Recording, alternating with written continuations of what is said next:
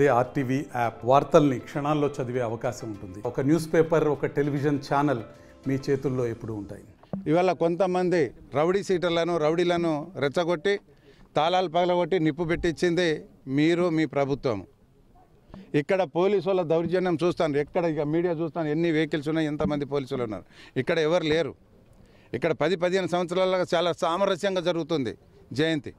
ఇది 286వ జయంతి. రేపు నా గిరిజన బిడ్డలు, నా లంబాలి బిడ్డలు పెద్ద ఎత్తున వచ్చి మీరందరూ దర్శనం చేసిన ఆ భగవంతుని ఆశీస్సులు పొందాలని చెప్పేసి నేను మనవి చేస్తున్నాను. గారికి అదే మాట చెప్పా, అందరికీ నా కుల బిడ్డలకు అదే మాట చెప్పా. కానీ కొంతమంది దుడంగులు కావాలని చెప్పేసి చేస్తున్నారు. కాలం ఎప్పుడూ ఒకే విధంగా ఉండదు. కాలం చాలా గొప్పది. అధికారం అనేది ఎప్పుడూ శాశ్వతం కాదు. అధికారం ఒక్కొక్కరికి మీరు ఎట్లా గెలిచారో తెలుసు. గాలిలో గెలిచారు మీరు. ఒక గాలిలో గెలిచి ఏం చేస్తుంది, మీ హామీలు ఏంటిది, మీరు ఇచ్చిన గ్యారంటీలు ఏందో ప్రజలు గమనిస్తున్నారు. అంతే తప్ప ప్రజలు నిర్ణయిస్తారు. ప్రజలు బాసులు, ప్రజలు దేవుళ్ళు. అంతే తప్ప అనవసరంగా ఏదో గడిచిపెట్టుకొని ఏదో చేద్దామంటే అది అంత తప్పు.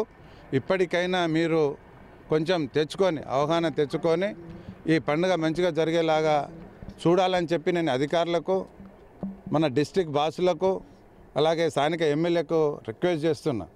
మీరు ఇలాగే రెచ్చగొట్టి మమ్మల్ని ఏదో చేద్దామని చూస్తే మాత్రం అది మంచిది కాదు. లగచర్లలో ఏమైందో మీరు చూశారు.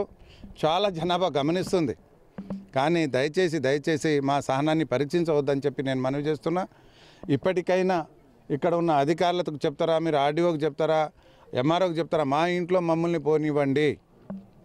మా ఇంట్లో నుంచి మీరు గెంటియడానికి మీరెవరండి? నాకు అర్థం కాదు. అసలు మీకు ఏం హక్కు ఉన్నది అంటున్నా నేను. ఇదంతా ప్రజలు గమనిస్తున్నారు. రాబోయే రోజులలో దీనికి మూల్యం చెల్లించుకోవాల్సిన బాధ్యత కాంగ్రెస్ పార్టీకి ఉన్నది. ప్రజలు కూడా గమనిస్తున్నారు.